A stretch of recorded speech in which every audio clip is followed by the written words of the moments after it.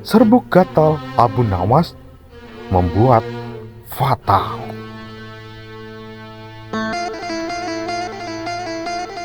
Assalamualaikum warahmatullahi wabarakatuh. Apa kabar guys?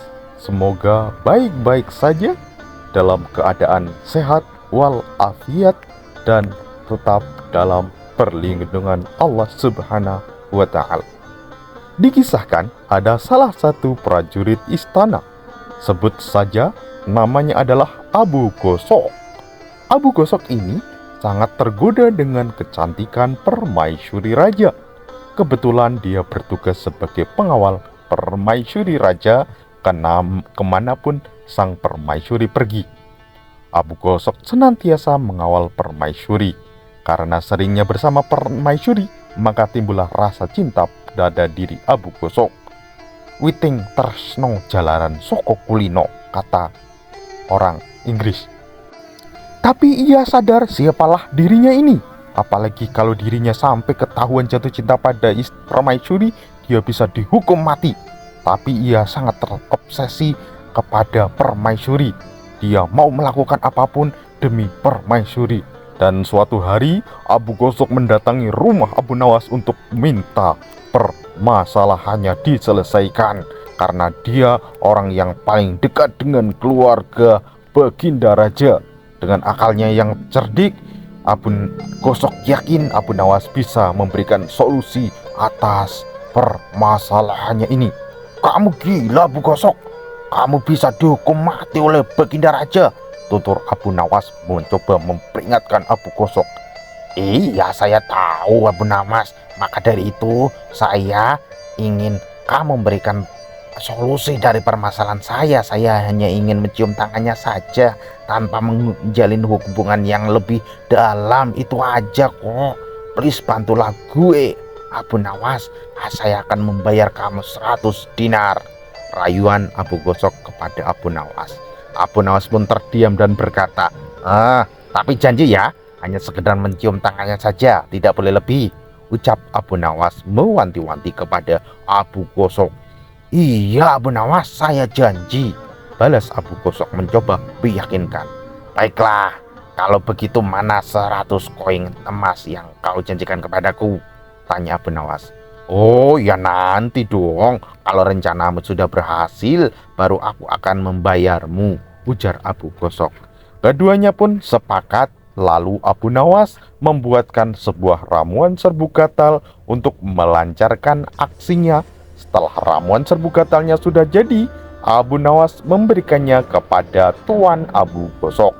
"Besok kamu taburkan serbuk ini pada tangan istri raja," kata Abu Nawas kepada Abu Gosok. "Tapi hati-hati, jangan sampai ketahuan," pesan Abu Nawas. Keesokan harinya, seperti yang sudah direncanakan, Abu Gosok mengawal sang permaisuri kemana dia pergi. Dengan arahan Abu Nawas, ketika sang permaisuri sedang dalam keadaan lengah, Abu Gosok menaburkan serbuk gatal ke tangan permaisuri. Beberapa jam kemudian, tangan permaisuri merasa sangat gatal-gatal sekali. Hampir seluruh tabib didatangkan untuk menyembuhkannya, tapi tak satu pun yang berhasil menyembuhkannya. Baginda Raja pun mulai cemas dan khawatir. Tiba-tiba terlintas di benaknya teringat sosok Abu Nawas yang sangat cerdik dan cerdas. Lalu Baginda memerintahkan pengawal untuk memanggil Abu Nawas kemari. "Panggil Abu Nawas kemari," kata Baginda Raja kepada para pengawalnya. Singkat cerita, datanglah Abu Nawas menghadap Baginda Raja. "Ampun Paduka yang mulia, ada keperluan apa? Apa Paduka memanggil hamba?" tanya Abu Nawas, pura-pura tidak tahu, kura-kura dalam perahu, pura-pura tidak tahu. "Begini Abu Nawas, istri saya terkena penyakit gatal-gatal. Sampai ini belum ada yang bisa menyembuhkannya," tanya Baginda kepada Abu Nawas. "Oh begitu Tuan, izinkan hamba memeriksa tangan sang permaisuri," pinta Abu Nawas. Sang permaisuri yang sedari tadi duduk di samping Baginda Raja sambil menggaruk-garuk tangannya menyodorkan tangan kepada Abu Nawas. Kemudian Abu Nawas pun berpura-pura memeriksanya.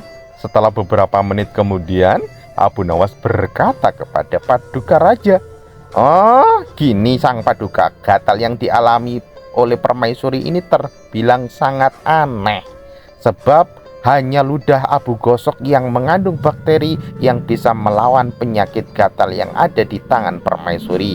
Dan abu gosok harus menciumnya dan menjilat-jilat dengan ludahnya sampai membasahi tangan permaisuri. Itu bisa menyembuhkannya.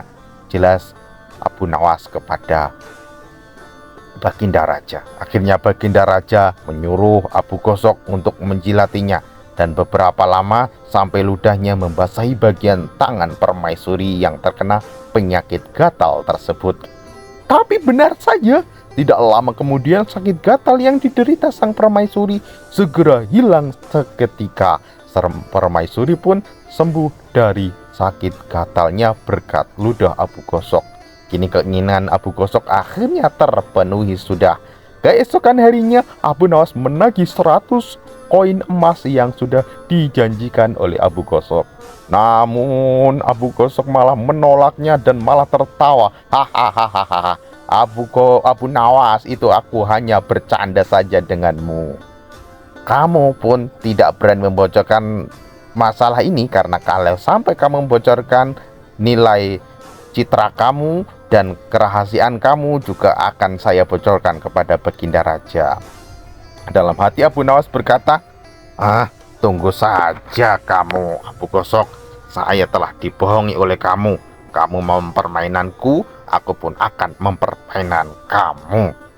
Abu Nawas besok paginya menyelinap ke kamar raja, lalu ia menaburkan serbuk gatal ke celana Baginda bagian belakang. Beberapa jam kemudian terdengarlah teriakan Baginda Raja dari dalam kamar. Abu Gosok, cepatlah kemari, pantatku gatal sekali. Semua prajurit yang ada di dalam istana kaget mendengar teriakan Baginda Raja, termasuk Abu Gosok itu sendiri. Dan Abu Gosok tak mungkin berani membantah perintah Baginda Raja. Dengan muka pucat pasi, Abu Gosok terpaksa memasuki kamar sang raja. Tentunya bisa ditebak apa yang dikerjakan oleh Abu Gosok.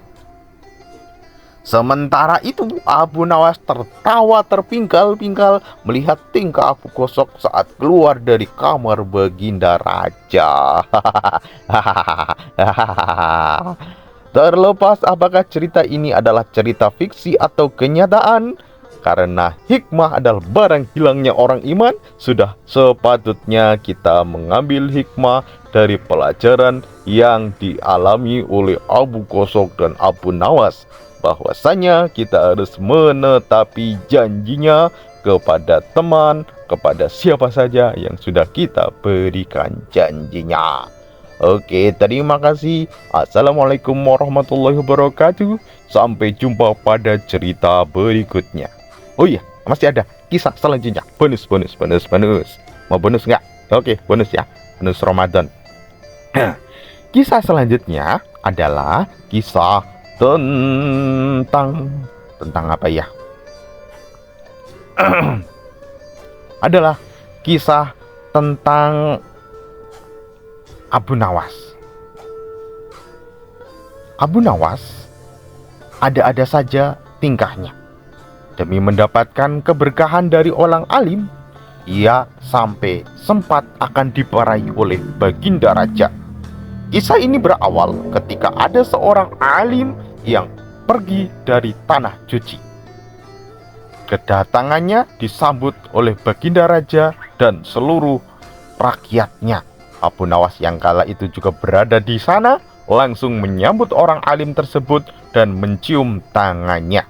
Kemudian Abu Nawas berkata kepada orang alim tersebut, "Wahai Tuhan Syekh, sudilah kiranya Anda mampir ke rumah saya. Saya ingin rumah saya mendapatkan keberkahan dari Tuan Syekh," pinta Abu Nawas.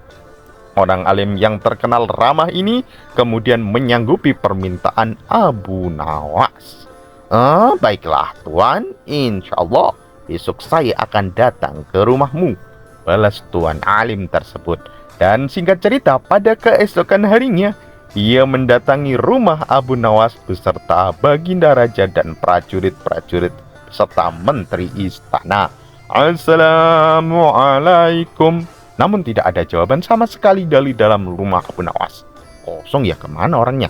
Kemudian beliau salam lagi, Assalamualaikum. Tapi tidak ada jawaban lagi. Kemana orangnya ini? Sementara Baginda tanpa sengaja lewat jendela melongok-longok, melihat-lihat Abu Nawas yang sedang duduk santai di ruang tamu. Kurang ajar Abu Nawas. Dia berani mengerjai orang alim, pikir Baginda Raja. Dikasih salam kok diem baik padahal dengar. Barulah setelah ucapan salam ketiga, Assalamualaikum, Abu Nawas menjawabnya, Waalaikumsalam warahmatullahi wabarakatuh, dan membukakan pintu sambil mencium dan memeluk tuh orang alim tersebut.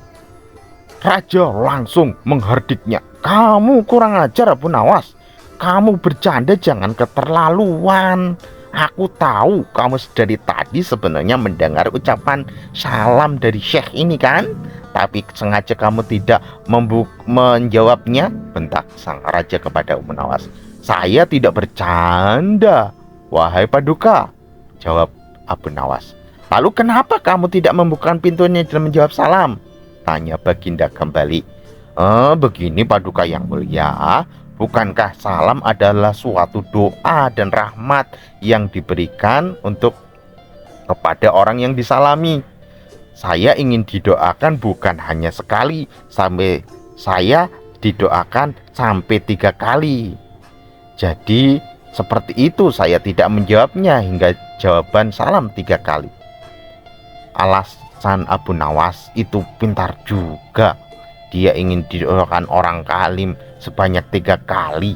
Kamu sungguh beruntung Abu Nawas, pikir Baginda Raja. Sementara orang alim yang bersama mereka hanya tersenyum penuh kesejukan. Lalu beliau pun memanjatkan doa-doa agar rumah Abu Nawas senantiasa mendapatkan keberkahan.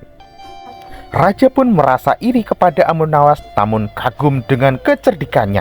Dia bisa didoakan salam 3 kali oleh orang alim dan didoakan pula kebarokahan pada rumahnya oleh orang alim tersebut. Dari berbagai kisah yang telah kita dengarkan, tentu saja banyak hikmah yang bisa kita ambil. Oke, cukup sekian. Alhamdulillah. Assalamualaikum warahmatullahi wabarakatuh. Duduk.